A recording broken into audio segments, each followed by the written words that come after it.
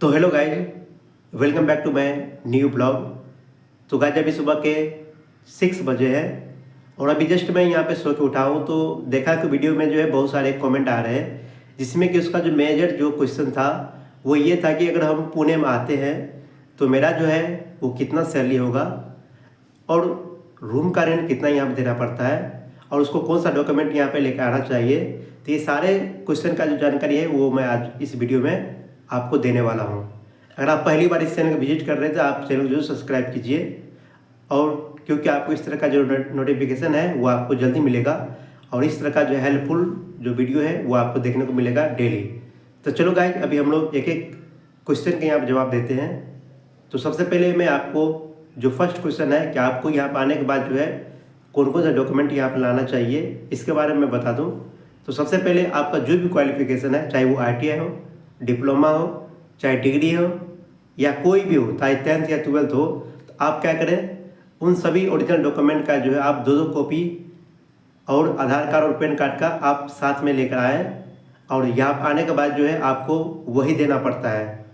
2 से 3 पीस आप हर एक डॉक्यूमेंट का आप लेकर आइए, और जिस भी कंपनी में आप जाएंगे वहाँ पर जो है उसको 2 कॉपी मांगता है, तो वहाँ पर आप उसको दे के जॉब ले सकते हैं।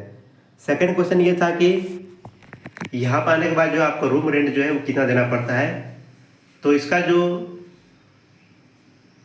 क्राइटेरिया ये है कि आपको जो लोकेशन के अनुसार जो है आपको यहाँ पर रूम रेंट देना पड़ेगा। जैसे कि आप अगर पुणे में जो चाकन आते हैं तो आपको यहाँ मिनिमम जो है वो 3,000 से लेकर मैक्सिमम आपको 8,000 तक आपका रूम रेंट का यहाँ पे चार्ज है। वो भी डिपेंड करता है कि किस तरह का आप रूम लेते हैं। अगर आप सिंगल टाइप का रूम लेते हैं, जैसे कि अभी देख सकते हैं मेरा है, हालांकि इस रूम का रेंट यहाँ पे है ऑलमोस्ट 4,000, जो कि अभी हम यहाँ पे सिंगल रहते हैं और ये सिंगल रूम ही है। अगर आप इस तरह का रूम लेते हैं तो आपको यहाँ पे इसको 4,000 रेंट देना पड़ेगा। अगर इससे भी थोड़ा सा और डाउन जाते हैं तो आपको यहाँ पे 3,000 में रूम आराम से मिल जाएगा। अगर थोड़ा स्टैंडर्ड लेवल में जाते हैं तो आपको जो यहाँ पे 8 से 10,000 में जो आपको एक फ्लैट मिल जाता है, जिसमें कि आपको 2 रूम दिया जाएगा, एक किचन एक बाथरूम दिया जाएगा। तो ये है यहाँ का रूम रेंट का सिचुएशन। लेकिन ये रूम रेंट सिर्फ चाकन के लिए है, लेकिन आप अगर भौसरी जाएंगे तो यही जो रूम रेंट है ये थोड़ा सा आपको बढ़ाना पड़ेगा। तो वहाँ पर आपको 3500 से रूम का रेंट स्टार्ट हो जाएगा और इस तरह से वो आगे बढ़ेगा। अगर आप हिंजेवाड़ी जाएंगे तो आपको जो वहाँ पर रूम रेंट का जो चार्ज है वो और भी ज़्यादा बढ़ जाएगा, क्योंकि हिंजेवाड़ी जो है वो यहाँ पे मेन टाउन है पुणे का, और वहाँ पे जो जितने भी वर्क होता है वो काफ़ी हाई प्रोफाइल का वर्क होता है। तो वहाँ पे जितने भी रूम मिलेगा आपको वो काफ़ी ज़्यादा हाई कॉस्ट का देखने मिलेगा। तो वहाँ पे जो आपको रूम रेंट जो है मिनिमम 4500 से स्टार्ट होगा और आगे चलता जाएगा। अब मैं आपको बताना चाहता हूँ कि यहाँ पे जो है आपका जो जॉब है उसका सैलरी कितना मिलता है। उससे पहले मैं आपको बताना चाहता हूँ कि आपको जो है यहाँ पे आपका जो जॉब है उस अनुसार यहाँ पे सैलरी दिया जाता है। हर एक आदमी को एक जैसा सैलरी यहाँ पे नहीं दिया जाता है, उसके क्वालिफिकेशन के आधार पर आपको यहाँ पे सैलरी दिया जाएगा। अगर आपका क्वालिफिकेशन ITI है तो आपको जो यहाँ पे जो कंपनी में, चाहे आप पुणे की किसी भी कंपनी में जाएंगे, तो आपका जो सैलरी है वो यहाँ पर आपको 17,500 रुपया आपको दिया जाएगा इन हैंड। अगर उसमें बोनस प्लस इंसेंटिव अगर जोड़ दिया जाए तो वो आपको 18 साढ़े 19,000 के आसपास आपको यहाँ पे ITI वाला को दिया जाता है। ऑलमोस्ट पकड़ के चलिए आपको 19,000 तो यहाँ पे आपको मिल ही जाएगा। अगर आप 26 ड्यूटी मारते हैं तो आपको 19,000 यहाँ पे दे दिया जाएगा।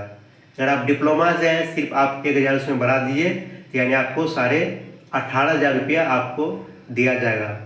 अगर उसमें आप बोनस प्लस इंसेंटिव जोड़ देते हैं तो आपको यहाँ पे 20,000 यहाँ पे आ जाएगा। अगर आप डिग्री वाले हैं तो आपको जो यहाँ पे जो रुपया दिया जाएगा वो आपको 22,000 रुपया दिया जाएगा, जिसमें कि आपको अगर आप इंसेंटिव प्लस बोनस जोड़ देंगे तो आपको जो वो सैलरी 23,000 के आसपास आराम से पहुंच जाएगा।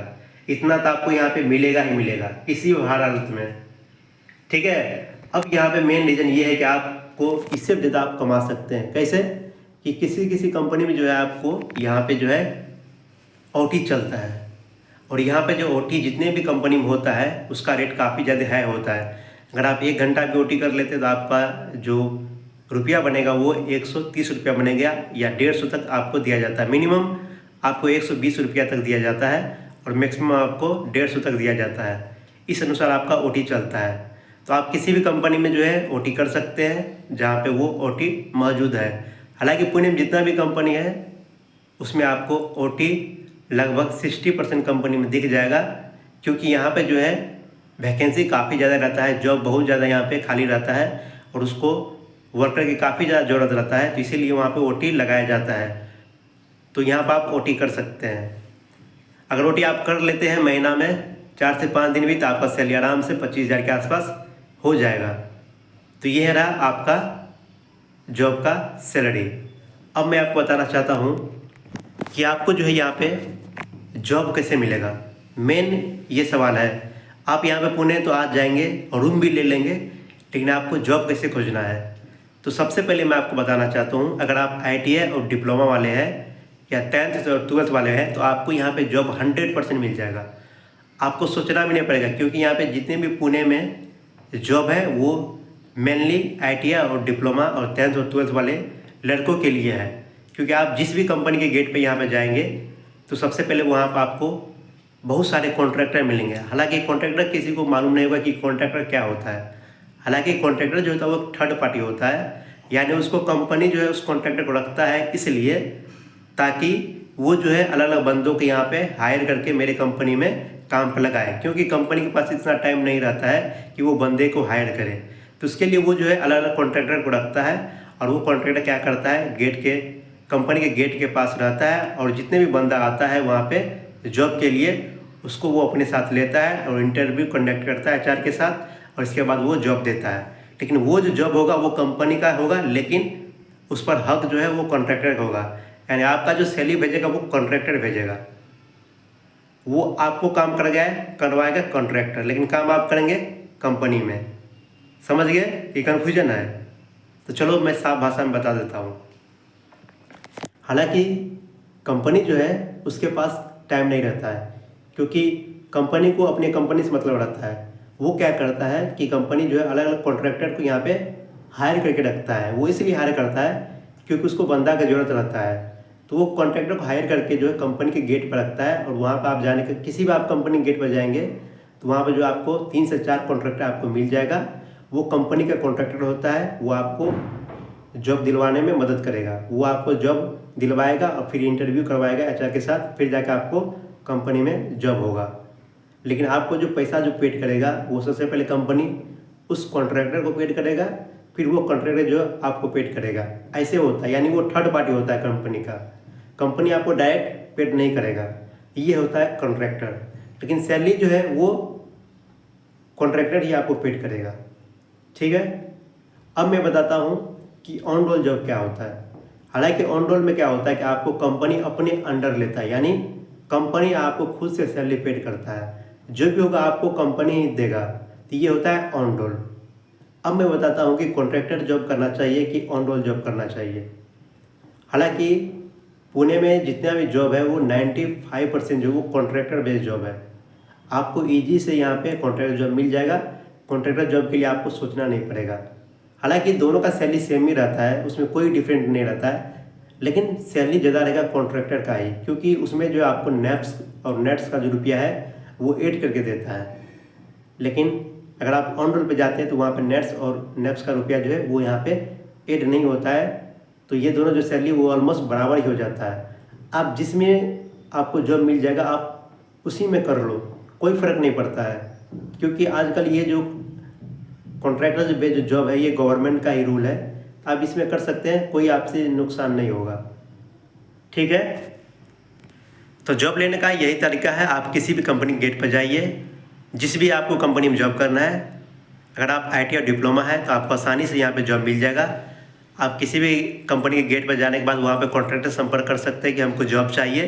तो आपको वो जो कॉन्ट्रैक्टर है आपको इंटरव्यू करवाएगा कंपनी के HR से, फिर जाकर आपका सैलरी डिसाइड होगा। इसके बाद आपको जो है कुछ दिन का 1 से 1.5 दिन का जो है आपको ट्रेनिंग देगा। इसके बाद आपको वहाँ पे जॉब जो लेटर है वो देकर आपको काम पे यहाँ पे लगा देगा। ठीक है, और यहाँ पे जो है आपको सिर्फ संडे को यहाँ पे छुट्टी मिलता है, यानी सप्ताह में आपको एक ही दिन छुट्टी मिलता है। तो ये है इसका प्रोसेस जॉब लेने का। सेकंड प्रोसेस ये है, अगर आप बीटेक है यानी आप बीटेक किए हैं तो आपको यहाँ पे जॉब मिलना जो है काफ़ी मुश्किल हो जाएगा, क्योंकि यहाँ पे आप किसी भी कंपनी के गेट पर जाएंगे, अगर आप बोल देंगे कि हम बीटेक किए हैं, चाहे जिस भी ग्रेड में, चाहे मैकेनिकल हो, इलेक्ट्रिकल हो, इलेक्ट्रॉनिक्स हो या कंप्यूटर साइंस हो, आपको वो जॉब नहीं देगा। क्योंकि आप किसी भी कंपनी में आप जाए पुणे में और गेट पे वहाँ पे आप रुके, जैसे ही आप बोल देंगे हम बीटेक वाले हैं, तो आपको वहाँ से निकाल दिया जाएगा और वो बोलेगा कि मेरे पास यहाँ बीटेक के लिए कोई जॉब नहीं है।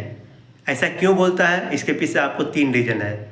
पहला रीज़न ये है कि वो जो है बीटेक वालों को हायर करता है कैंपस प्लेसमेंट से, और दूसरा हायर करने का तरीका वो है उसका वेबसाइट से।